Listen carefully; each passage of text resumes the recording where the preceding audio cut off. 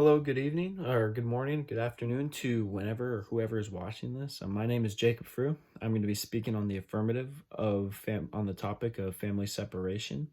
So if we could just jump right into it, I'll go ahead and get started. So basically, the story I kind of want to start off with to get you guys about why I'm so passionate and why I'm arguing about this is basically a 5-year-old Honduran boy held in the Clint Border Patrol Station in Texas told lawyers that when he and his father were apprehended at the border, the immigration agent separated me from my father right away. I was very frightened and scared. I cried. I have not seen my father again. He did not know how long he had been separated from his father. He also said, I am frightened, scared, and sad. In another case, an 8-year-old Honduran boy detained in Clint with his 6-year-old sister said, they took us from our grandmother, and now we are all alone. He did not know how long they had been apart from their grandmother. We have been here for a long time. So hearing this is just very heartbreaking. You see this stuff all over the place. You can find these articles all over. This is just the most recent and most up-to-date one that I found that just really saddened me to hear. But there is a solution.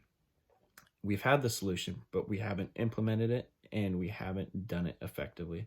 And that is the Keep Families Together's Act. And basically what this act entails, that was passed in 2018, by the way, that story was from the Human Rights Watch. This is from the official congress.gov website.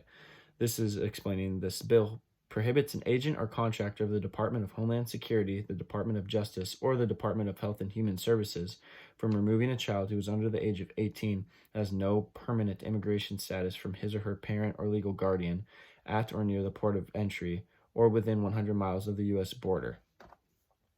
So just basically, I'm going to be going over my harms, inherency, and solvency. So the harms being, if nothing is done about this, it can lead to something that we never wanted. The inherency, why aren't we practicing what we preach as a country? And the solvency, why this will work and why why it already has worked.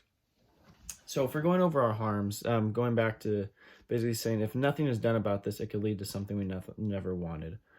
You talk about conflict with these people. We try to avoid conflict at our very best.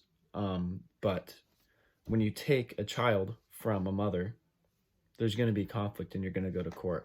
Another good story that I found was from a woman in Texas by the name of Lady Duenas Claros.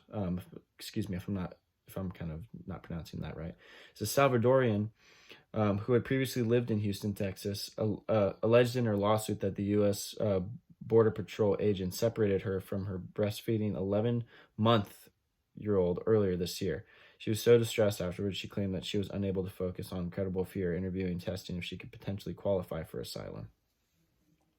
So basically, what that is showing is that's just one case, and you can kind of just figure there's more than just our borders with Mexico. We have borders all around the whole country, Mexico being the biggest, and people coming and going up through there, and there's a problem down there. But if we cannot handle these people the way they need to be handled and treated, then it is going to be a huge problem, and it can turn into something that's way bigger if we're messing with their people and their citizens in a way that's not appropriate. Going over to the inherency, why aren't we practicing what we preach? It kind of just overlaps to what I just said. We say that we have these laws in place. We say that we're going to do this and we say that we're going to do that, but a lot of it shows that we don't. We always find stories about children being separated from their families, but it's crazy. I actually found a quote and a rough estimate from this is from pbs.org. Exact numbers are very hard to pin down, they say, especially because of several the categories are involved. So what they know for sure is that the number of people around have been displaced from their homes is at a historically high level. 2018, some 70.8 million individuals were forcibly displaced due to conflicts. And so basically, it was saying that half of these people were under the age of 18 too. And that kind of goes into conflict of what the law says. It's basically these officials not obeying and not abiding by the law and this act that was passed that's very important, very crucial to how we treat these people at the border.